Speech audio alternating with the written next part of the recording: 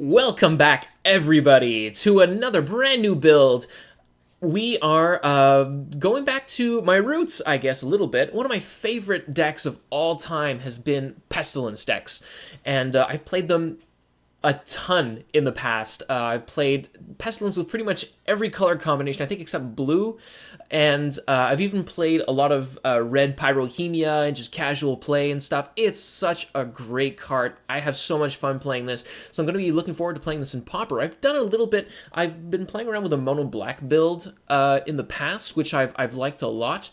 But this is the more popular Orzhov build that we're going to be playing on the channel in the future here. So we're just going to do a quick little run through the deck, and because there are quite a few little nuances here to talk about.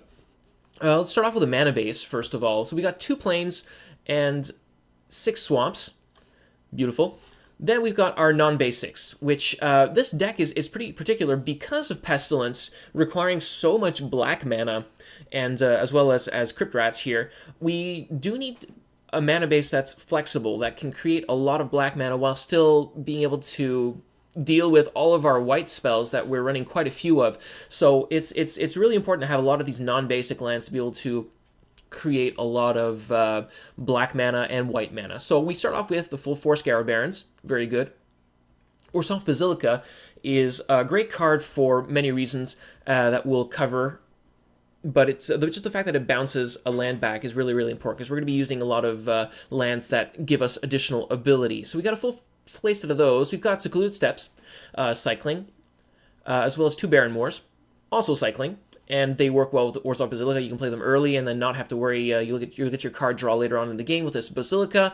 And then we've got 3 special little cards here. Bojuka Bog lets us exile graveyards in the main deck, which is really, really good. One of is very, very appropriate here. And of course, if we are playing against a deck that uses the graveyard frequently, which there are many of in Pauper, well, then Orzhov Basilica can let us get it back over and over again and reuse it, which is really nice. Kabira Crossroads, mono white land, but it does gain us 2 life when it comes into play. So it's kind of like Scarab Barons that gains us a life, where you can also get it back with Orzhov Basilica and just gain a ton of life that way. So just a one of. I've been liking it as a one of. It's decent. The life gain's actually pretty reasonable. And lastly, in the lands, is Mortuary Mire. Comes with play tapped. When it enters the battlefield, you can put a creature card from your graveyard on top of your library. So this is really cool because, again, you can get it back with Orzhov Basilica over and over again and put creatures on top of your deck. So it gives you kind of a toolboxy feeling to your graveyard, which is nice. Lets you get back some of your creatures that are most definitely going to die at some point, and lets you put them back on top of your library. So yeah, really, really nice card to have, especially with all the bounce that we're going to be doing. We got a full 4th Rabbit Inspector. I haven't been crazy about this card. I do understand why it's there. It's just it's a good curve starter, and it does draw some cards. It can stop certain early attacks in the game, so it's okay. But this is the first time that I'm going to actually be playing this thoroughly, so I might be surprised. I have been surprised in the past at how good Rabbit Inspector is, so I looking forward to seeing what it does in this deck. I'm playing 2 Wall of Hope. A lot of people are playing 1 or none of these, but I really like them with Pestilence just because if you have a Pestilence out in the Wall of Hope, you can be pinging for 2 and not taking any damage at all. Because whenever it's dealt damage, you gain that much life. So you can just play Pestilence for a black, Pestilence for a black, and then just gain the life right back. So it doesn't cost you anything. And at worst, you can Pestilence for as much as you need to and gain 3 life back. So it's a really good card. Very, very good early game as well at stopping early threats. So very, very nice card. Here's the other part of our package of bounce. The Coarse Skyfisher gets us back any permanence. So it can be any of these lands that we talked about earlier, the cycling lands, this Bojuka Bog, Kabira Crossroads, or Mortuary Mire. Or it can get back a Rabbit Inspector for more card draw. It'll get back an Aven Rift Watcher, so that we can replay it and gain more life out of that. And it's just a really, really good, efficient beater as well. 2/3 flying with basically an upside in this deck is really nice to have. Aven Rift Watcher, 3 mana, 2/3 with flying. So again, same body as the Core Skyfisher for 1 more mana. It has Vanishing 3. But when it comes to player leaves play, it gains you 2 life. So you can bounce it with the Core Skyfisher to gain yourself some life. When it's about to die, when it has 1 vanishing counter left on it, you can bounce it back, replay it. Really, really good card. We're going to top off our curve in the creatures with the Guardian of the Guild Pact. It has protection from monocolored, which is awesome in Pauper. 4 mana, 2/3 is not a great body, but it's basically unblockable. There's not many multicolored creatures out there. It'll block like a champ. It's really hard to remove, as most of the removal in Pauper is monocolored. Unless you're dealing with like Affinity and stuff, which has colorless creatures. This guy is pretty much the king.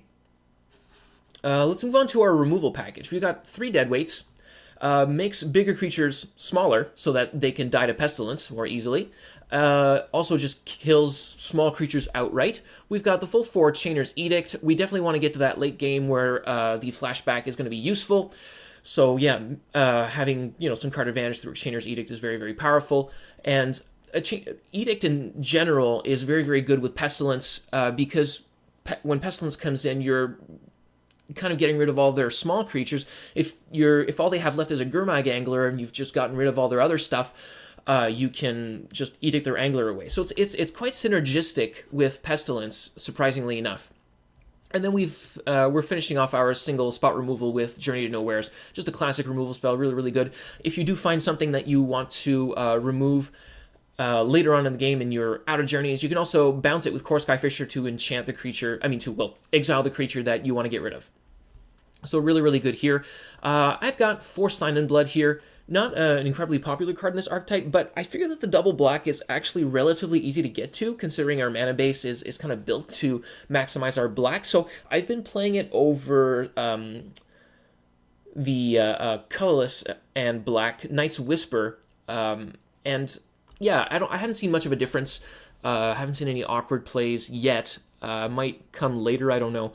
But this is just a really, really good card. And you know what? Being able to burn the last 2 points on the opponent might be relevant sometimes. You never know.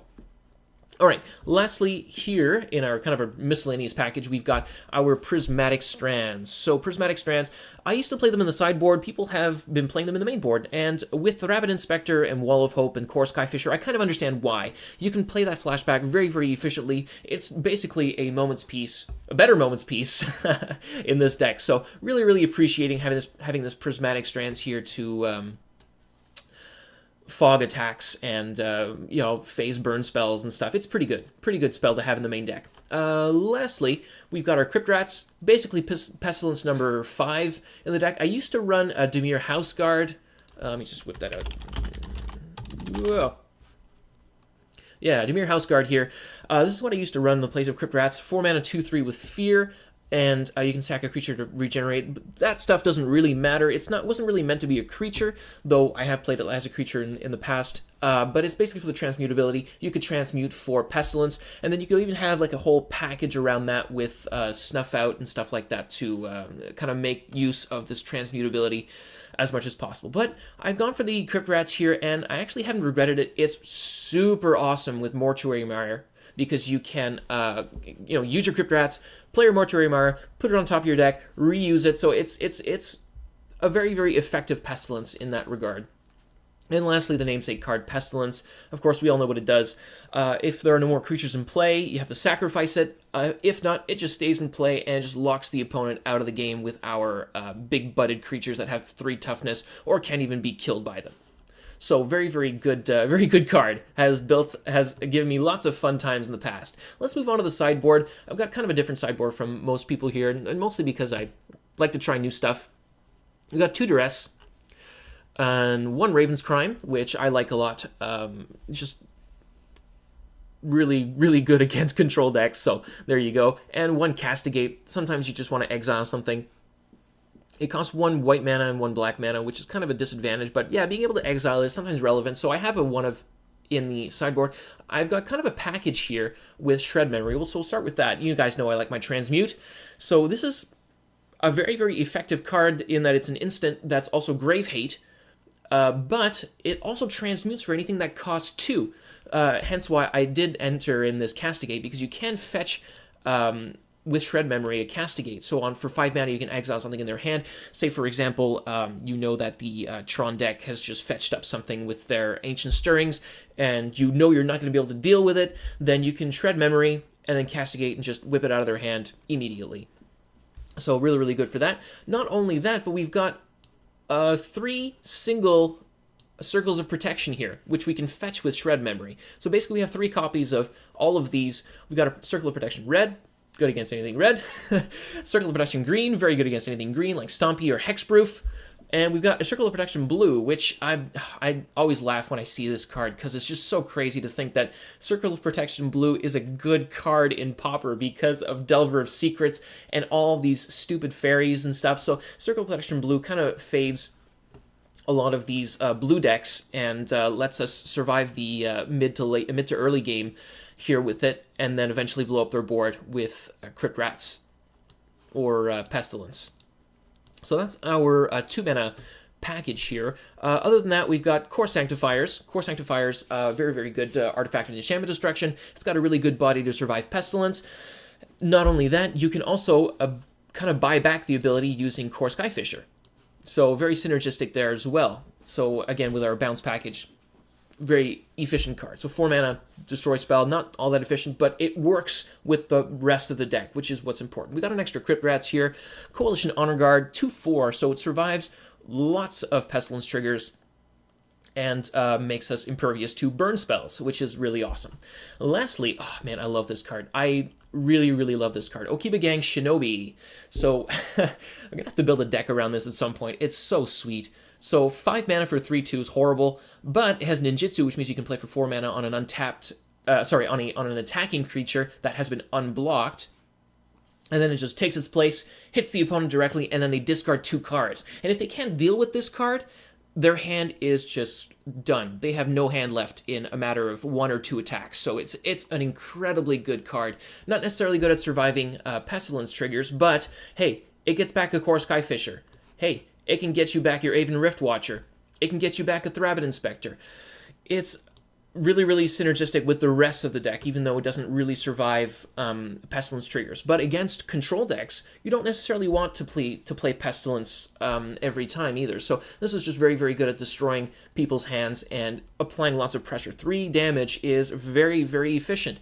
Not to mention that, again, it gets you back that Thrabbit Inspector for more card advantage, the Aven Riftwatcher for more life gain. So it just works really, really well with the rest of the deck. So that's my take on the Orzhov Pestilence deck. I hope you guys enjoy the games, and we will see you next time.